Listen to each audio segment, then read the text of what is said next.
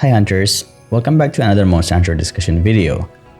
With the addition of switch skills and wirebug moves in Monster Hunter Rise, regardless how broken they are, it allows some weapons that are lacking in terms of offensive capabilities like lance and then sword and shield to be more competitive in terms of damage, and weapon that is very grounded like great sword, heavy bowgun, and gun lance to have a bit more mobility.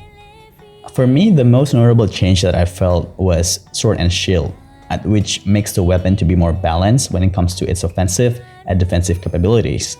And high bowgun is safer to play since it allows for a long distance evasion, because every time I play the arena quest with high bowgun, since I'm solo, it is so hard to keep doing damage to the monsters as shooting takes time and we are pretty slow.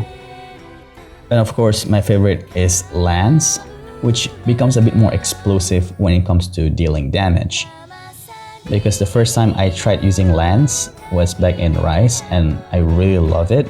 And then I come back to World and trying lance, it feels like that weapon barely deals damage.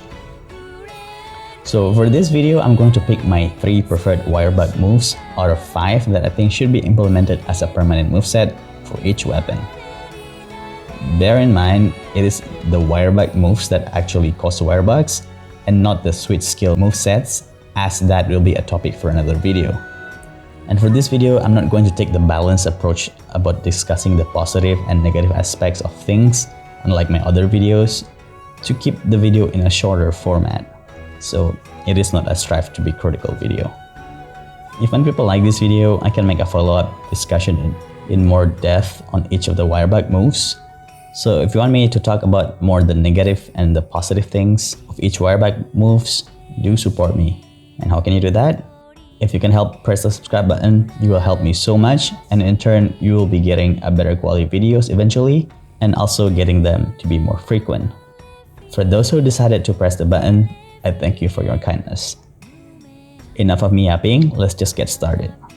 My favorite weapon of all time, the dual blade. The first one is the Iron Shine Silk. With how often we hit the enemies with this weapon, the sharpness just decreases so fast. It is nice to recover some of your sharpness quickly while the weapon is still unsheathed, and quickly go back to the offensive with the dual blades. Such a nice move that allows you to just have a non-stop action.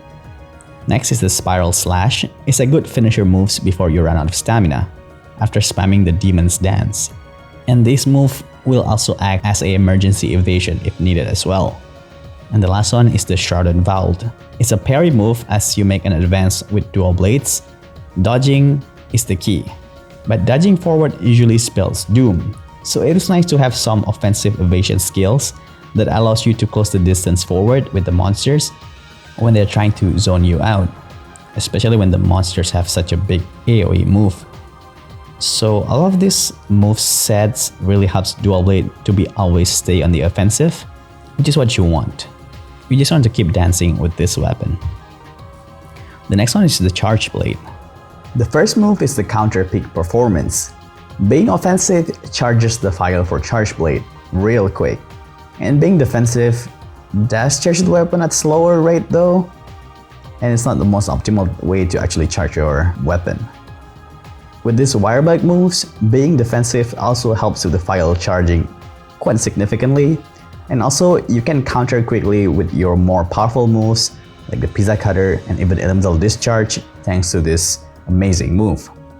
I think if they want to implement this counter peak performance as the permanent moveset, it needs to be nerfed. Maybe it doesn't include charging the file and make it into a quick guard point instead.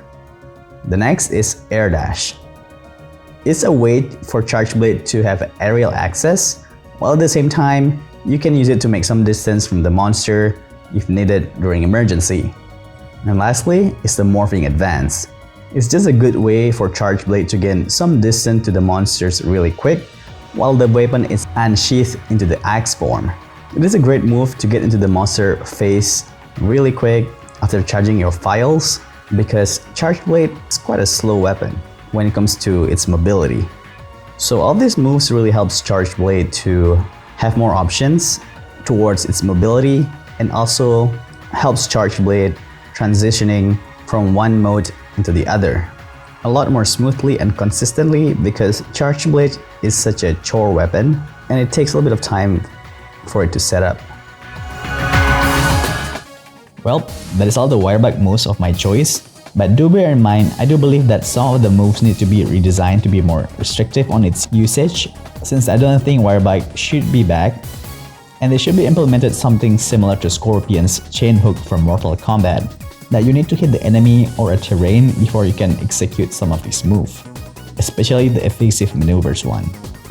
It is fine if not all these moveset becomes permanent in the Monster Hunter Wilds, but I think at least one of them should.